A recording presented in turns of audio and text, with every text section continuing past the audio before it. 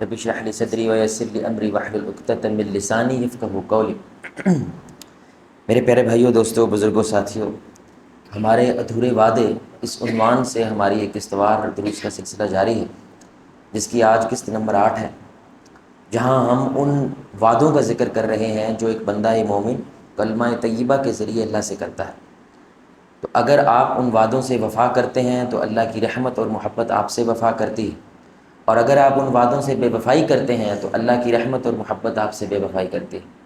اور آج اس کا 7واں وعدہ انشاءاللہ ہم ڈسکس کرنے جا رہے ہیں، جس کا عنوان ہے محبت، جہاں پہ بندہ یہ وعدہ کرتا ہے کہ میں اللہ، اس کے رسول اور تمام مومنین سے محبت کا اقرار کرتا ہوں، اللہ، اس کے رسول اور تمام مومنین سے کسی بھی قسم کا استغفر اللہ نفرت کا انکار کرتا ہوں۔ یہ ایک وعدہ ہے جو بندہ مومن کلمہ طیبہ کے ذریعے اللہ سے کرتا ہے، اور اس میں ظاہری سی بات ہے، ایک ترتیب آپ دیکھ رہے ہیں۔ محبت میں سب سے پہلا حق اللہ کا ہے، اللہ کے بعد محبت کا حق اللہ کے رسول کا ہے، اور اللہ کے رسول کے بعد محبت کا حق ایمان والوں کا ہے۔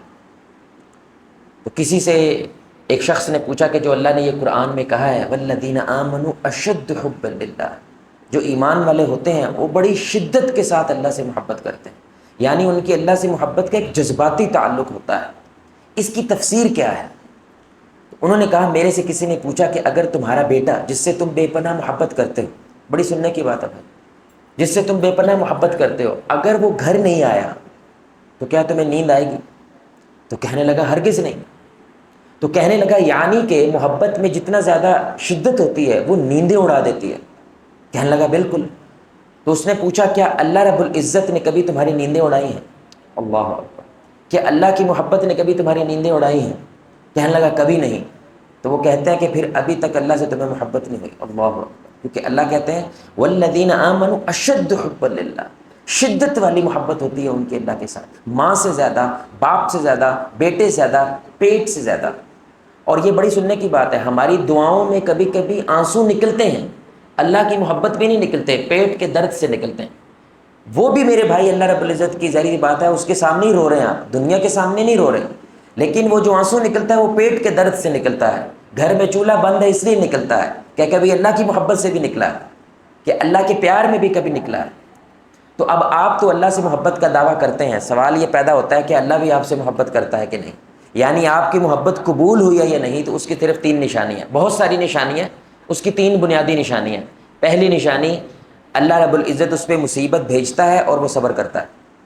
اگر آپ صبر کرتے ہیں، اللہ آپ سے محبت کرتا ہے، اس لیے آپ صبر کرتے ہیں۔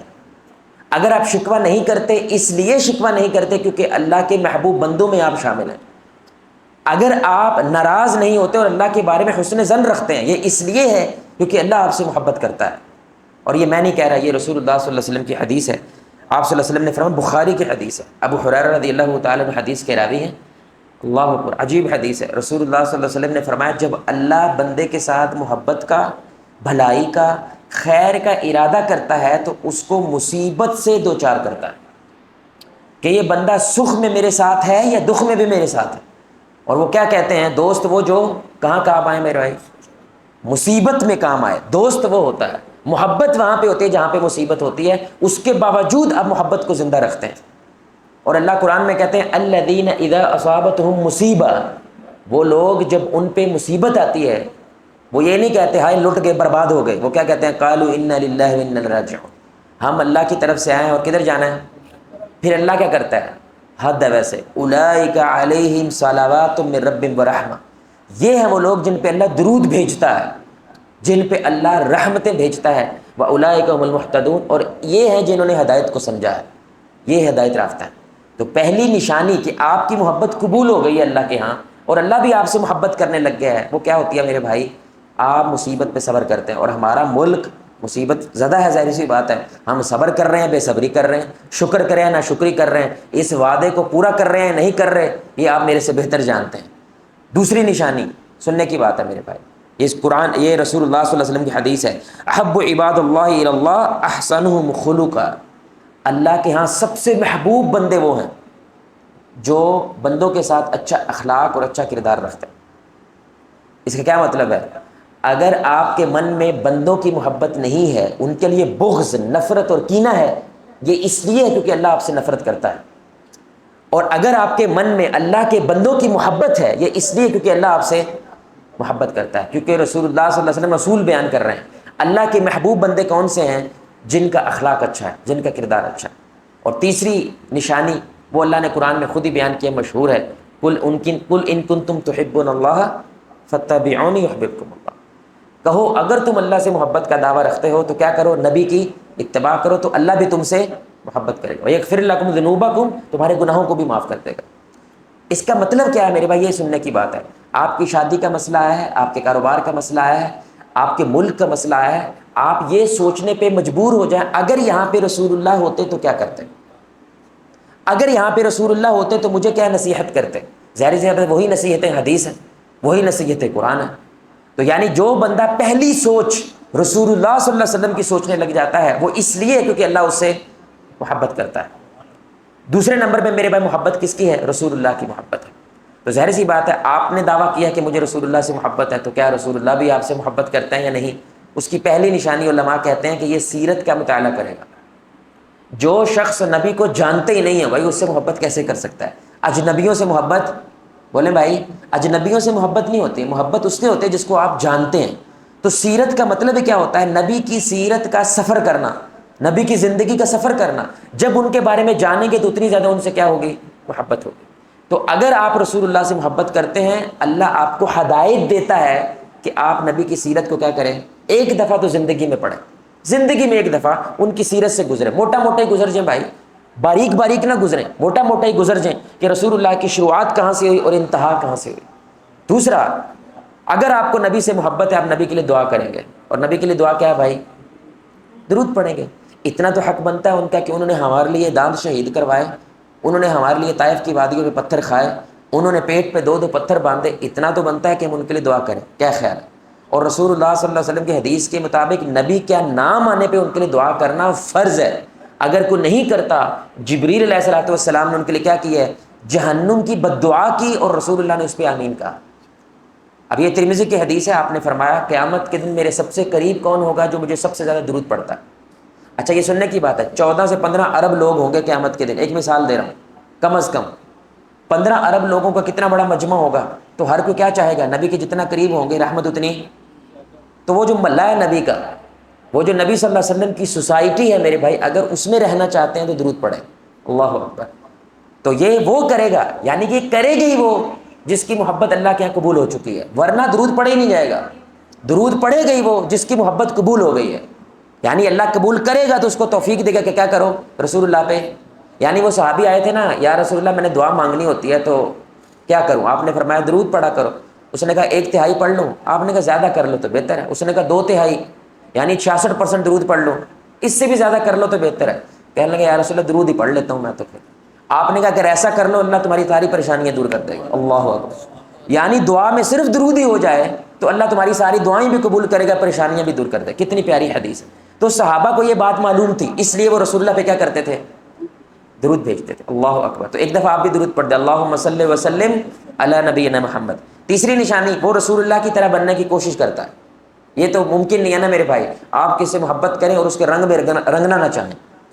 وہ عطا اللہ شاہ بخاری تھے نا رحمہ اللہ، ان کو ایک سکھ جگتے مارتا تھا، جب گزرے ان کو گالم گلوچ کرتا تھا، برا بھلا کہتا تھا، یہ کچھ نہیں کہتے تھے آگے سے۔ ایک دن وہ آیا کہنے لگا کلمہ پڑھاؤ مسلمان ہونا۔ یہ بڑے حیران ہوئے، کہنے لگا کل تک تو گالیاں نکال رہا تھا، آج تو کلمہ پڑھنا چاہتا ہے، وجہ؟ انہوں نے کہا چھوٹے محمد کا یہ حال ہے تو بڑے محمد کا کیا حال ہوگا؟ چیک کیا جملہ، یعنی کافر کے منہ سے کیسے کیسے جملے ہیں، کیونکہ وہ محمدن کہتے ہیں۔ انڈیا میں مسلمانوں کیا کہتے ہیں؟ محمدن، یعنی محمد والے۔ کہنے لگے چھوٹے محمد کا 14 سال گزرنے کے بعد یہ حال ہے کہ وہ بدتمیزی نہیں کر رہا، اخلاق کا مظاہرہ کر رہا ہے، تو جس سے تو نے سیکھا ہے بھائی وہ کس لیول کا اخلاق والا ہوگا؟ تو نبی صلی اللہ علیہ وسلم کی جب آپ کاپی کرتے ہیں وہ کیا طریقہ ہوتا ہے؟ پانی پئیں، پینا تو ہے ہی، کیا کریں؟ سنت کے مطابق پی لو بھائی۔ قمیض تو پہننی ہے، سنت کے مطابق پہن لیں۔ شیشہ تو دیکھنا ہی ہے، سنت کے مطابق دیکھ لیں۔ تو ہمارے نبی صلی اللہ علیہ وسلم کی کم از کم 1000 سنتیں ہیں جو روزانہ کی بنیاد پہ بندہ پوری کر سکتا ہے۔ اب جب میں کہوں نا 1000 ہیں تو آپ کو لگے گا یہ تو بہت زیادہ ہے۔ نہیں، آپ نے پانی پینا ہی ہے تو وہ پانی آپ ویسے بھی ویسے ہی پیتے ہیں، لیکن سنت سمجھ کے پئیں گے تو وہ کیا ہوگی؟ نبی سے محبت ہوگی۔ اور چوتھی نشانی، آپ صلی اللہ علیہ وسلم کو آپ کی مدد اور تعاون کی ضرورت ہے، کیونکہ رسول اللہ صلی اللہ علیہ وسلم نے مکہ مدینہ کو تو پاک کر دیا شرک سے، وہاں پہ اسلام کا نظام نافذ کر دیا، لیکن بندوں سے کیا کہا، امتیوں سے کیا کہا، اب تو نے یہ پیغام سارے عالم میں پھیلانا ہے، اور ابھی پھیلا بھائی؟ ابھی تک تو نہیں پھیلا، ابھی تک اسلام کا جھنڈا نہیں لہرایا۔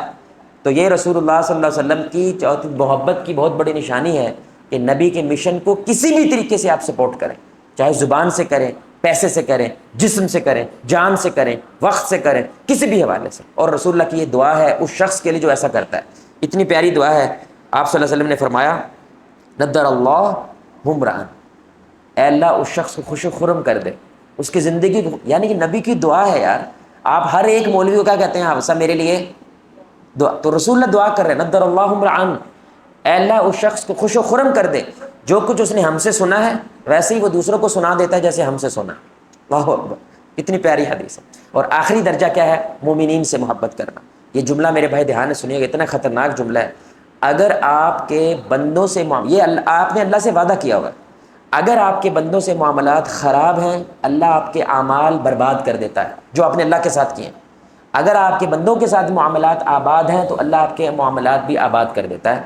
یہ بخاری کی مسلم کی حدیث ہے مفلس والی، کہ قیامت کے دن مفلس شخص وہ ہوگا جو نیکیوں کے پہاڑ لے کر آئے گا لیکن بندوں کے ساتھ معاملات خراب ہیں تو منہ کے بل گھسیٹ کے جہنم میں پھینک دیا جائے گا، حالانکہ نماز روزہ سب کچھ ہے، کیونکہ بندوں کے ساتھ معاملات کیا ہیں، خراب۔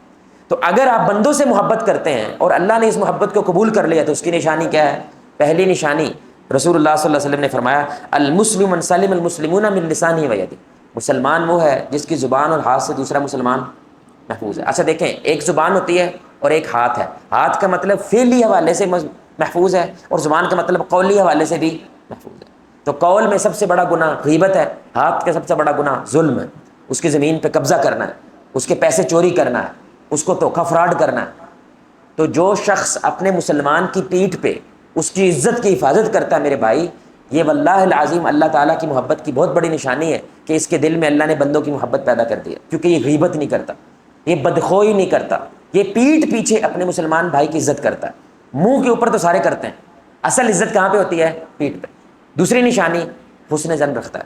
یاد رکھیں جب اللہ رب العزت کسی گھر کے اندر عذاب آتا ہے وہ ایک دوسرے سے بدگمان ہو جاتا ہے، جب اللہ رب العزت کسی گھر میں رحمت آتی ہے وہ ایک دوسرے سے حسن ظن رکھتے ہیں، یعنی کچھ بھی ہو جائے وہ کیا سوچتے ہیں؟ بھلا سوچتے ہیں۔ اور اگر گیم الٹ ہو جائے تو وہ کچھ بھی ہو جائے تو کیا سوچتے ہیں؟ الٹا سوچتے ہیں۔ الٹا سوچنے لگ جائے تو آپ اللہ کی رحمت سے الٹ ہو گئے ہیں، سیدھا سوچنے لگتے ہیں تو میرے بھائی اللہ کی رحمت کے ساتھ سیدھے ہو گئے۔ یہ اللہ نے قرآن میں کہا یا ایھا الذین آمنوا اجتنبوا کثیرا من الظن ان بعض الظن اثم، ایمان والو بدگمانی سے بچو، اکثر بدگمانیاں گناہ ہوتی ہیں۔ آخری نشانی میرے بھائی، اس کے بعد بات ختم کرتے ہیں، بڑی پیاری حدیث ہے۔ رسول اللہ صلی اللہ علیہ وسلم نے فرمایا واللہ فی عون العبد ما کان العبد فی عون اخیہ، اتنی کمال حدیث۔ اللہ اس وقت تک برابر بندے کی مدد کرتا رہتا ہے جب تک وہ اللہ کے بندے کی مدد کرتا رہتا ہے۔ کتنی پیاری حدیث ہے، اللہ برابر بندے کی مدد میں لگا رہتا ہے، مدد کرتا رہتا ہے جب تک وہ اپنے مسلمان بھائی کی مدد کرتا ہے۔ تو تیسری نشانی ہے وہ اپنے مسلمان بھائی کے لیے اپنی استطاعت کے مطابق آسانی پیدا کرنے کی کوشش کرے۔ رستہ بتانا بھی میرے بھائی محبت کی نشانی ہوتی ہے، کیونکہ اس سے کیا ہوتی ہے، بھائی تو کھجل ہوگا 5-7 کلومیٹر تو میں تجھے بتا دیتا ہوں آدھا کلومیٹر پہ یہ رستہ ہے، یہ بھی محبت ہے، کیونکہ آپ اس کے لیے کیا کر رہے ہیں؟ آسانی پیدا کرنے کی کوشش کر رہے ہیں۔ تو یہ میرے بھائی وعدہ ہے اللہ سے محبت کا، رسول اللہ سے محبت کا، اور اس کے بعد ایمان والوں سے محبت کا۔ آپ نے کلمہ طیبہ کے ذریعے اللہ سے وعدہ کیا ہے، اس لیے کم از کم ایک بار میرے بھائی اپنے مسلمان بھائی کے لیے حسن ظن رکھا کریں، یعنی پہلی بار کم از کم سوچیں تو حسن ظن رکھیں، پیٹھ پیچھے اس کی غیبت نہ کریں اور اس کے لیے آسانی پیدا کرنے کی کوشش کریں۔ رسول اللہ صلی اللہ علیہ وسلم سے محبت ہے تو آپ صلی اللہ علیہ وسلم کی زندگی میں ایک بار موٹا ان کی سیرت سے گزریں، ان پہ درود پاک پڑھیں، ہر عمل میں سنت کے مطابق عمل کریں، اور چوتھا ہمارے نبی کے مشن میں ان کی مدد کریں۔ اور اگر اللہ تعالیٰ سے محبت ہے تو سب سے بڑی نشانی ہر معاملے میں یہ سوچیں اگر یہاں پہ رسول اللہ ہوتے تو میں کیا کرتا۔ یہ اس لیے آپ سوچیں گے کیونکہ اللہ آپ سے محبت کرتا ہے۔ دوسرا، اگر آپ ایسا کرتے ہیں تو آپ کے اخلاق اور کردار اگر بہترین ہے تو یہ اس لیے کیونکہ اللہ آپ سے محبت کرتا ہے۔ اور تیسرا، اگر مصیبت آ جائے تو آپ کیا کرتے ہیں؟ صبر کرتے ہیں، شکر کرتے ہیں، ناشکری نہیں کرتے، یہ اس لیے کیونکہ آپ اللہ رب العزت کے محبوب بندوں میں شامل ہو چکے ہیں۔ اللہ سے دعا ہے اللہ ہمیں اللہ تعالیٰ سے اور اللہ کے حبیب سے اور تمام مومنین سے دل و جان سے محبت کرنے کی توفیق عطا فرمائے۔